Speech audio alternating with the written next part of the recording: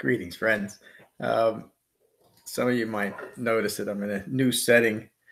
I am in a new setting on a new computer, so hopefully there won't be any glitches today. I had last night's class was in this setting and on this computer, and it seemed to go without any glitches. So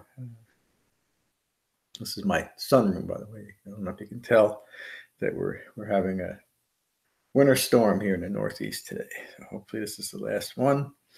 But I'm sure impermanence will intervene and we'll be gone pretty soon. So today's talk, over here, lay down. Bodhi's excited about these new things going on in his house. Here, lay down. Come on. Come down. Good boy. Today's talk is on the Buddha. What else would I talk about? Well, mostly I talk about what he taught. Today I'm going to talk about who he was. And hopefully put it into a little bit of context, his life, even the idea that's raised often. Can we even believe that there was a human being who we can identify as Siddartha Gotama, who would become awakened, become a Buddha? And I believe you can. I think when you read enough of enough of the scholarly books, Richard Gombrich and Carl Olson, who happens to be a cousin of mine, and a few others, really established, beyond a reasonable doubt, that there was a human being, and that the human being that's depicted in the Pali Canon is not a compilation of a few different characters, which is something that you could expect, or at least you'd look at in something that's 2,600 years old. But it's the consistency of the presentation throughout the Pali Canon that's remarkable and points to a single human being. And it's the consistency of the message in the Pali Canon that gave those teachings a lot of credence for me.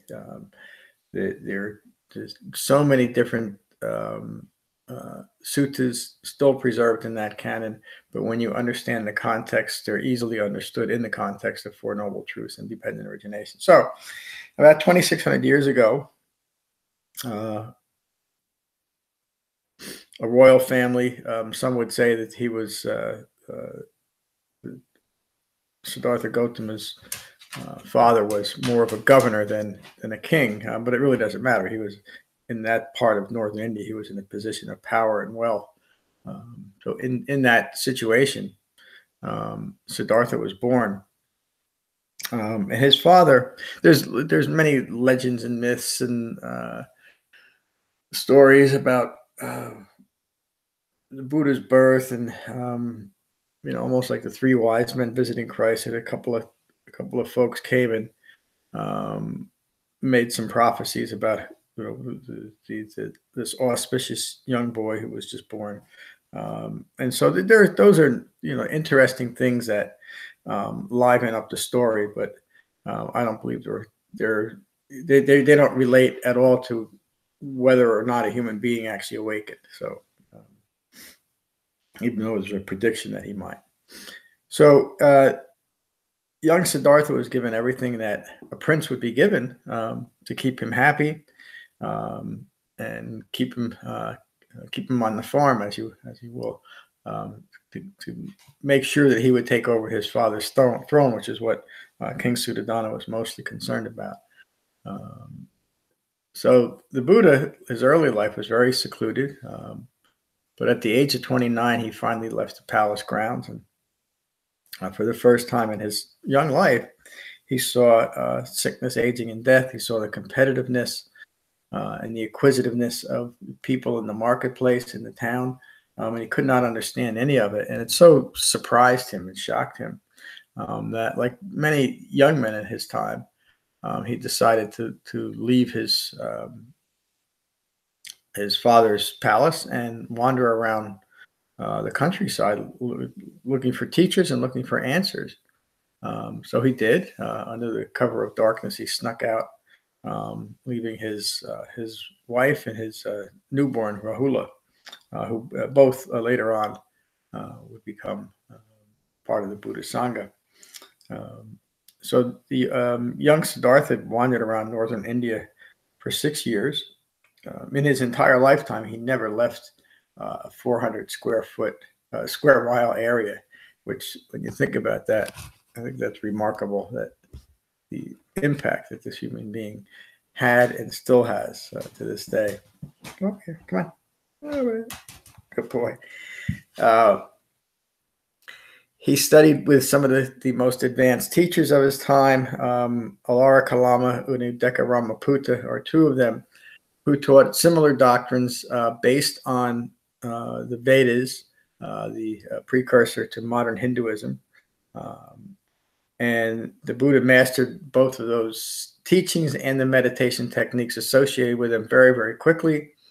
And so much so that both of those teachers asked the Buddha to come and be their senior teacher. And the Buddha rejected both of those teachers as saying that neither one of those teachings lead to the goal that he was seeking an understanding of. He said that both of those teachings,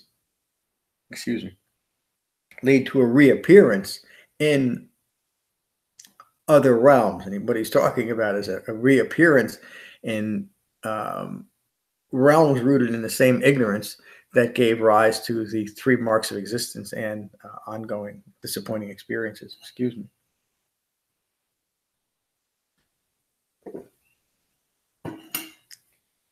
So the Buddha continued, or Siddhartha continued to wander around northern India. And anybody see somebody's listening?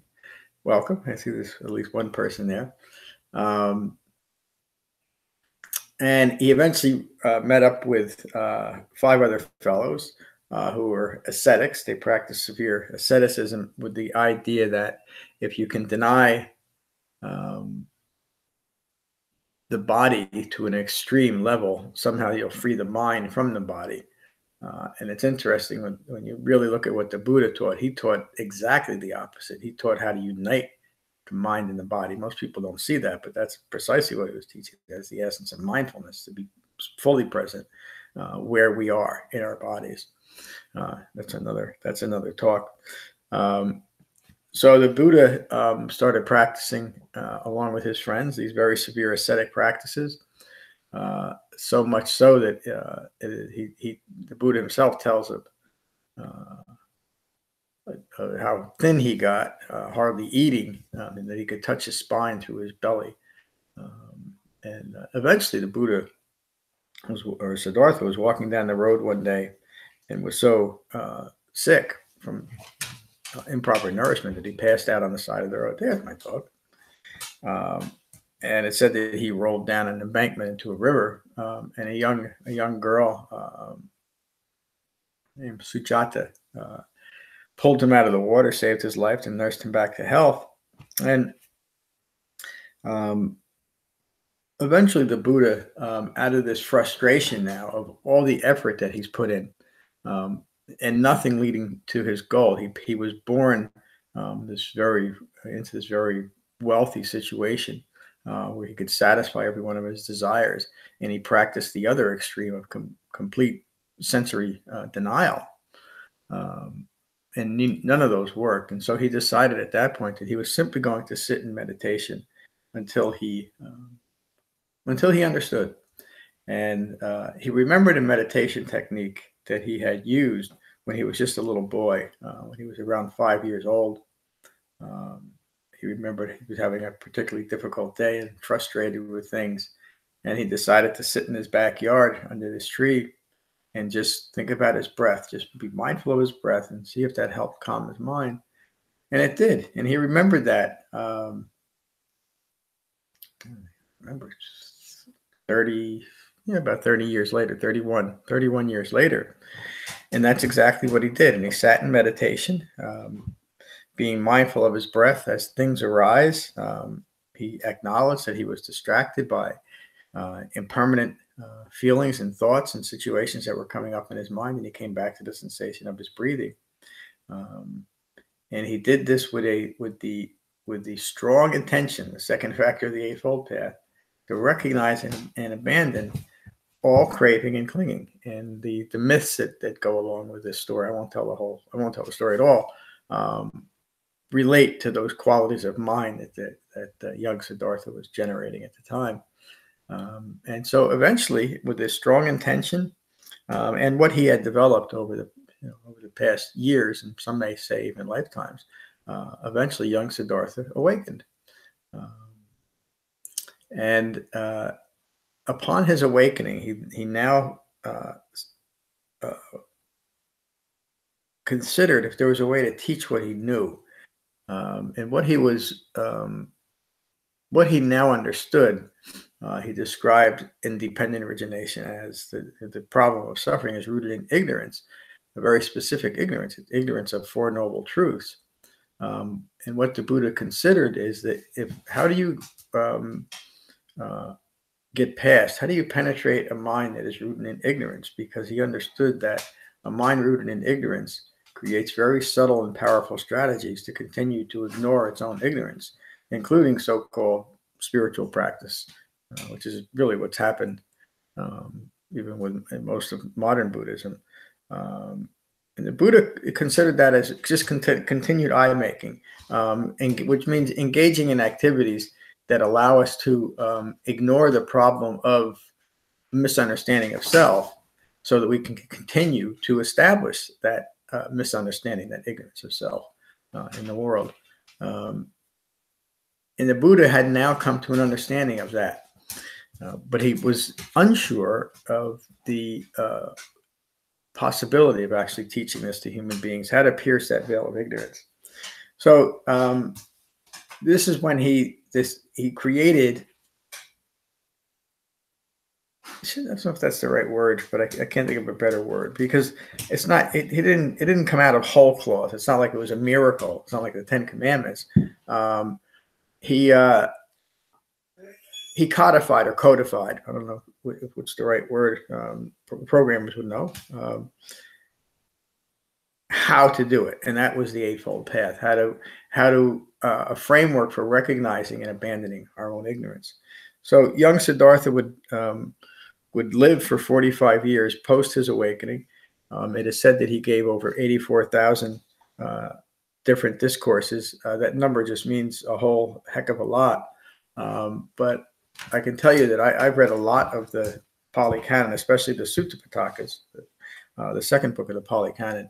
And what is most remarkable to me is the consistency in Siddhartha's methods, I should say the Buddha now, and how everything that he taught and the other teachers that are presented in the Sutta Pitaka is easily understood within the context of dependent origination and Four Noble Truths, and easily misunderstood when taken out of that context, which is exactly what has happened. What I'll finally say about this, the important thing to remember about the Buddha and Siddartha Gotama and this whole story, I guess it's two things. Do we know that it's true, and do we know that what he taught is true? There's nothing we can say is absolute. There's no such thing. Everything this is what we understand through the Dhamma. Everything is impermanent. Everything is a constant state of becoming. So there's no absolutes that we can make. Even the truth of that. However, however, we can look at the effectiveness of this. This brilliant man, Siddartha Gotama, now awakened Buddha, said, just simply come and see for yourself. Ahepasiko. Once you experience this for yourself, you will continue with it, and it will have no value for you at all unless you experience it for yourself. And so, there's kind of that double-edged sword. Most people won't get off their cushions and actually change anything. They much prefer a practice that allows them to maintain the self-identities that got them in such a confused state, and to motivate towards so-called spiritual practice, rather than recognize, as the Buddha did, that his confusion was rooted in ignorance, and anything that continued that ignorance could only continue the confusion and the suffering that followed from that. So That's it. That's today's talk. Thank you all for joining or watching later on. If you find benefit from this talk or my talks in general, please consider a donation at becoming-buddha.com. Thank you. Peace.